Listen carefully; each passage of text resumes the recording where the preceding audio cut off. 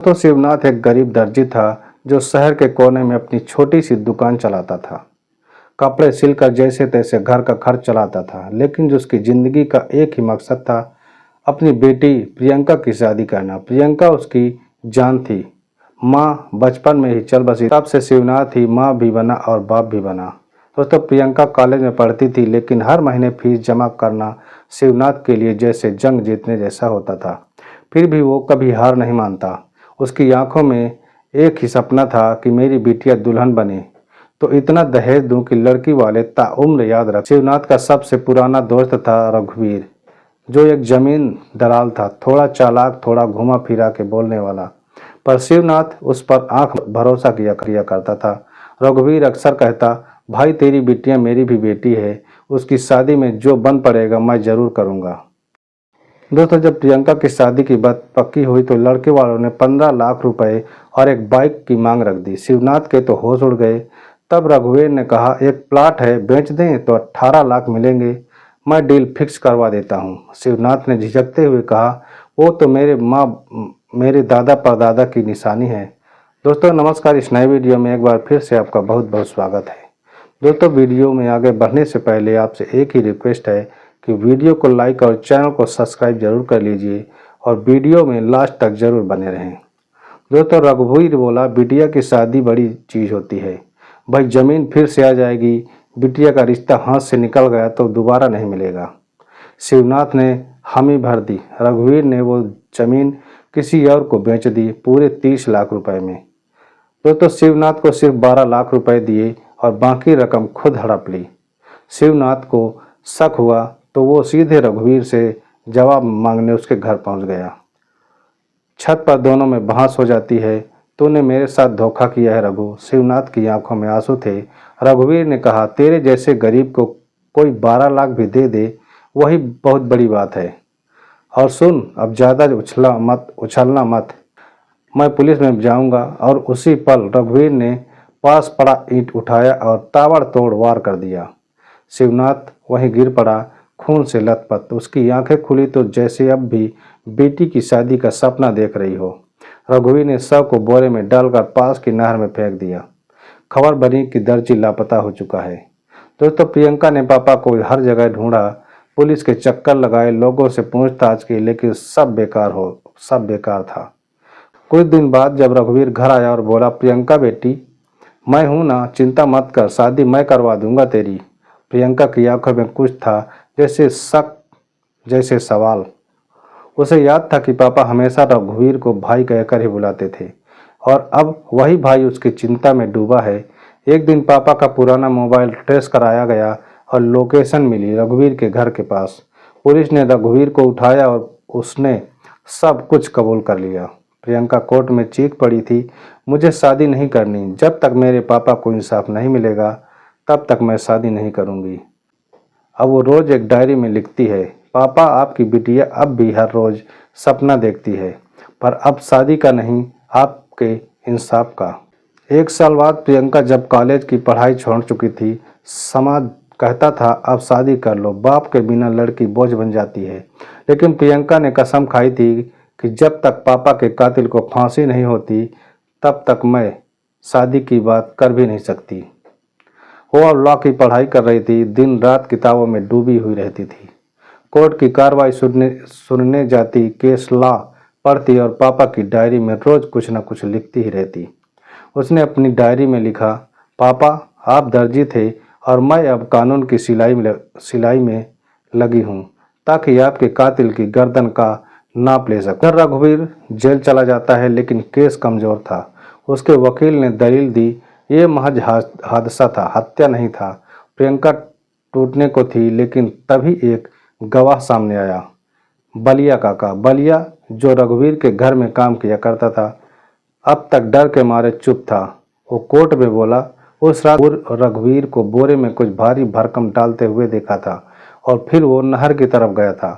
Court में सन्नाटा फैल गया, लेकिन तभी रघुवीर के वकील ने सवाल उठा दिया, गवाह बूढ़ा है, बयान पर भरोसा नहीं किया जा सकता और कोई सबूत हो तो पेश किया जाए। प्रियंका की आंखें छलक आई। फिर एक वीडियो सामने आया।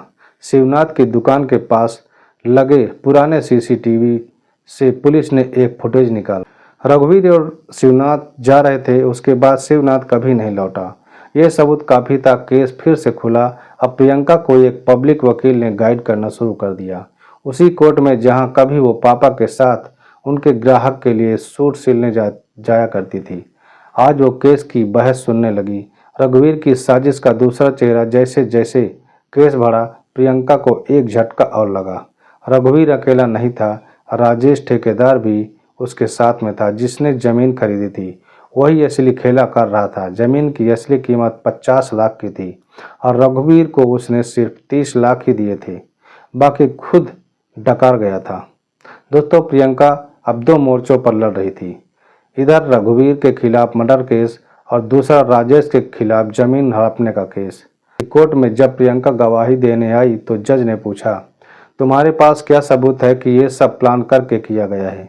प्रियंका ने मुस्कुराते हुए कहा, सबूत से बड़ा। प्रियंका को लगा अब सब खत्म हो गया है, पापा को इंसाफ मिल गया, वो कातिल सलाखों के पीछे पहुंच चुका है। लेकिन तभी एक पत्रकार विक्रम त्रिपाठी उसके पास आया और कहा, प्रियंका जी, आपके पापा की जमीन सिर्फ 50 लाख की नहीं थी, वो एक हॉट स्पॉट लोकेशन पर थी, जिसे सरकार स्पेशल इकोनॉमिक जोन SEZ में शामिल करने जा रही है। प्रियंका चौंक गई। इसका मतलब ये कि वो जमीन अब करोड़ों की है और कत्ल का खेल सिर्फ लालच नहीं, पावर और पॉलिटिक्स का। तो प्रियंका अब थक चुकी थी, लेकिन रुकी नहीं। उसने RTI यानी सूचना अधिकार से जमीन के दस्तावेज निकाले और सच्चाई सामने आई। शिवनाथ की जमीन पर एक बिल्डर प्रोजेक्ट आना था, जिसकी डील एक लोकल नेता देवराज यादव से जुड़ी थी। देवराज यादव एक बाहुबली नेता, जिसने कभी रघुवीर को चुनाव में पैसा खिलाया था। प्रियंका ने जब फाइल इकट्ठी करनी शुरू की तो धमकियां मिलने लगी। फोन पर आवाज आती, कानून पढ़ना छोड़ दो, कब्र खुदवा देंगे। मैं हार नहीं मानूंगी, मैं जरूर लड़ूंगी। तो रघुवीर अब जेल में था, लेकिन जैसे जैसे CBI की जांच गहराई, एक दिन अचानक खबर आई कि जेल में रघुवीर की संदिग्ध मौत हो जाती है। गला दबाकर मार दिया गया था। प्रियंका को जैसे फिर एक झटका सा लगा। CBI को रघुवीर की बैरक से एक आधी जली डायरी मिली। उसमें आखिरी लाइनें लिखी थी, अगर मुझे कुछ हुआ तो समझ जाना असली साजिश वही चला रहा है जो मसीहा बनकर लोगों को जमीन देता फिरता है, देवराज यादव। अब प्रियंका अकेली नहीं थी। प्रियंका की लड़ाई अब उसकी नहीं रह गई थी, पूरा शहर उसके साथ था। Media, student union, local NGO सब ने साथ दिया। CBI ने रघुवीर की पोस्टमार्टम रिपोर्ट और डायरी के आधार पर देवराज यादव को पूछताछ के लिए बुलाया। लेकिन देवराज यादव को दिखता था कि उसकी सत्ता सब कुछ संभाल लेगी। वो हंसते हुए कैमरे में बोला, एक लड़की क्या उखाड़ेगी मेरा। सुनवाई का आखिरी दिन कोर्ट में भीड़ थी। प्रियंका खुद वकील के ड्रेस में खड़ी हुई थी और उसने वो सबसे भारी सवाल पूछे। जवाब में सिर्फ चुप्पी में थे। शिवनाथ एक दर्जी जो जमीन कभी बेची ही नहीं, उसके नाम कैसे कागज फर्जी बने? रघुवीर जिसे करोड़ों का लालच दिया गया, उसका कत्ल किसके कहने पर हुआ? प्रियंका ने वो वीडियो फुटेज दिखाया जिसमें बिल्डर राजेश और देवराज एक फार्म हाउस में रघुवीर से मिलते दिखते हैं, वो भी कत्ल से कुछ दिन पहले। फैसला होना बाकी था। कुछ देर बाद जज ने अपना फैसला पढ़ा। शिवनाथ की हत्या एक सुनियोजित साजिश थी, जिसमें राजनीति, जमीन माफिया और लालच का गंदा गठजोड़ शामिल है। दोस्तों, रघुवीर, राजेश और देवराज तीनों दोषी हैं। देवराज यादव को उम्र कैद और सभी सरकारी पदों से निष्कासित। राजेश ठेकेदार 20 साल की सजा और संपत्ति जब्त कर ली जाती है और कोर्ट में प्रियंका को उस जमीन की वैधानिक वारिस घोषित किया जाता है। कुछ महीने बाद प्रियंका अब उसी जमीन पर शिवनाथ कम्युनिटी स्कूल बना रही थी, जहां गरीब बच्चों को मुफ्त शिक्षा मिल रही थी।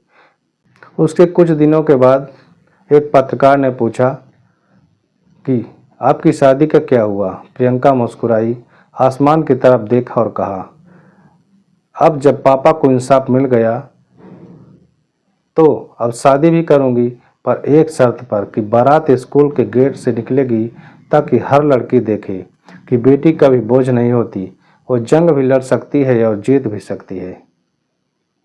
दोस्तों, एक दर्जी की बेटी ने दिखा दिया कि इंसाफ अगर इरादे में हो तो सत्ता भी झुक जाती है और एक बाप का सपना जो अधूरा था आज पूरे समाज का सपना बन गया है।